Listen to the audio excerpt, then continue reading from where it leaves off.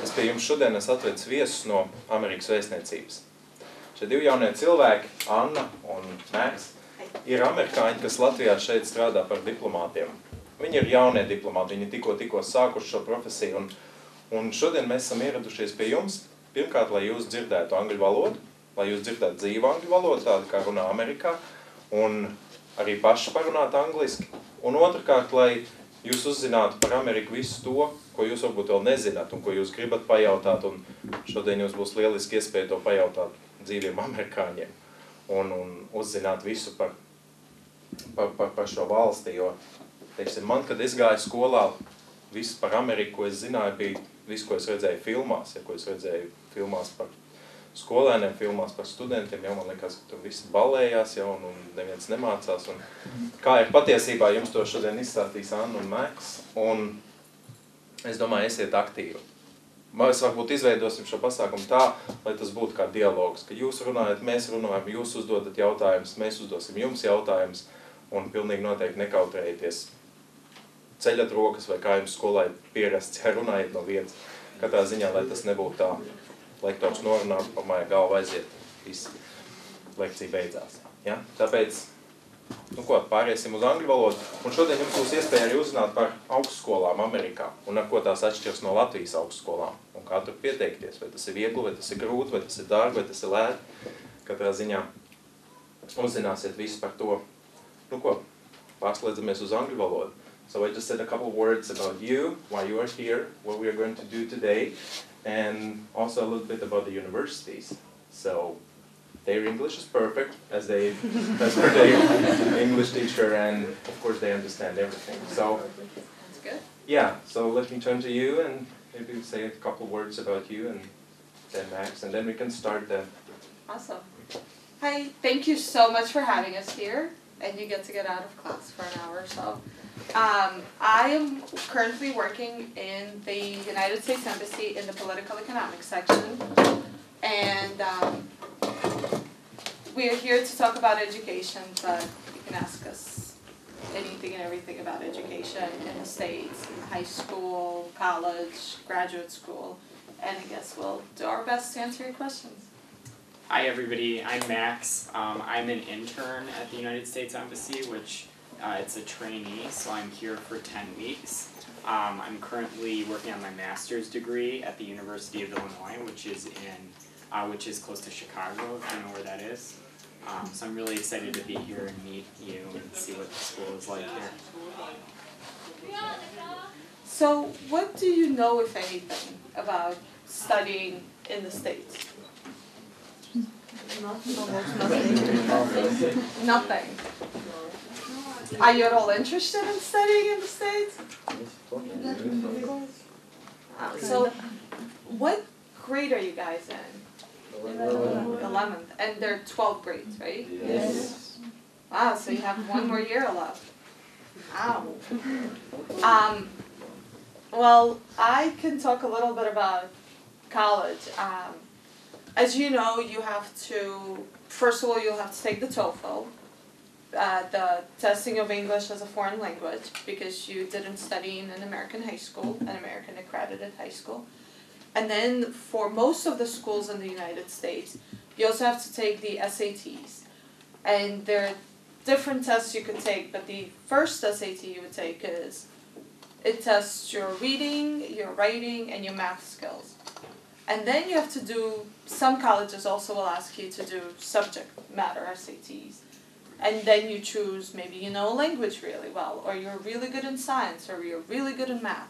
So you would kind of choose those depending on what you like. And then you fill out a bunch of applications. And as foreign students, oftentimes you can send in a form requesting to waive the application fee. So you don't have to pay to apply. And then you just wait for a really, really, really long time. And then sometime in April, you find out if you got in. And a lot of schools would have scholarship money, especially state schools, city schools.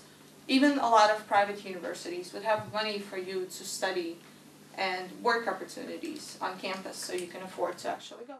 States, unlike here, before you can go on to these professional schools, you have to get a bachelor's degree first.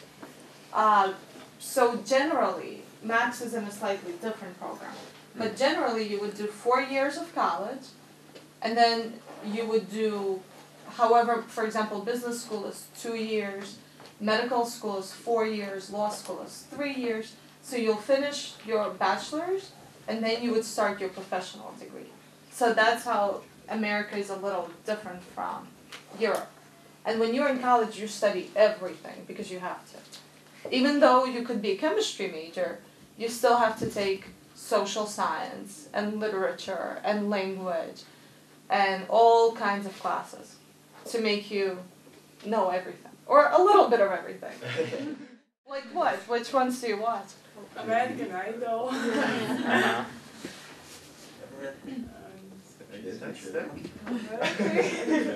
The what? You can speak out, it's okay. Jersey Shore. Yeah. Listen, that's a very, I watch it. Do you think that all Americans are like Snooki? No, that is good TV show. I like it. You like Snooki? Well, Snooki actually dropped out of college, so if you guys are interested in studying, she may not be the best example to follow. I think none of them went to college, actually. Is it true that some people in America doesn't know anything about Latvia? They don't know where it is. I think some people probably, when they think Latvia, just like when they think another former Soviet republic, they probably still think of it as former Soviet Union. But I think now with the internet, I think people in general know more about different countries. I'll give you an example. I was reading a blog that's based in New York City, and they were talking about food all over the world. And people started talking about food in Latvia. I'm not making it up. So, you know, with the internet and with people traveling more, people are learning more and more about Western Europe in general, the Baltics, Scandinavia, and so they're learning more about Latvia.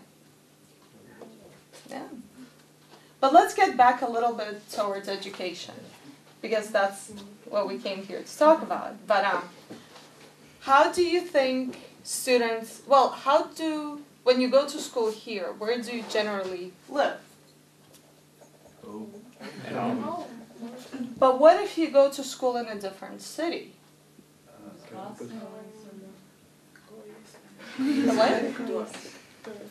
Dorms. Well, it's pretty much the same in the States. But There are a lot of people who I know who go to my school who are from where the school is, so they live at home. But most of the people who are, from other parts of the state or the country get to live in dorms. So you usually start out your first year living with somebody else and sharing a bedroom, which can be interesting. But and then as you move up in school, you can have your own place. You can live in a fraternity house or a sorority house. Do you know what those are? Fraternity houses and sorority houses? Do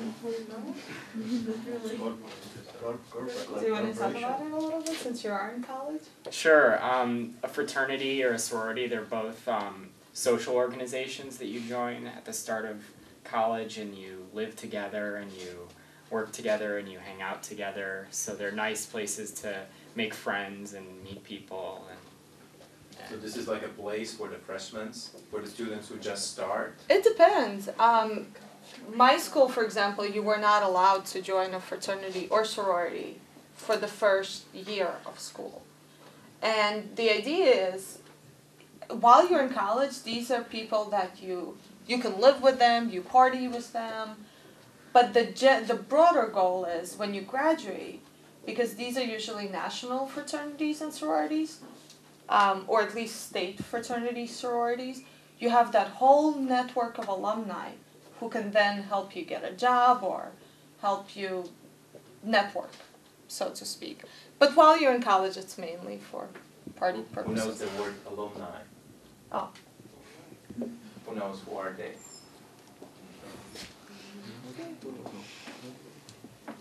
alumni un latvienes absolventi. Tie, kas jau ir beiguši to augstskolu, un tie, kas palīdz jaunajiem iejusties. You said there's a part that you couple of years you study everything, Yes. and then you choose. And I think that's the beauty of the American universities. Yeah. Because you can study everything and then you can choose. Like in Latvian universities, if you want to be a doctor, you started from the first year, and then you cannot switch to be a gardener, you cannot switch to be a photographer, you cannot switch. You have to start everything again. And that's the good part. So how long you study for 3 years? 4. 4, and then you decide?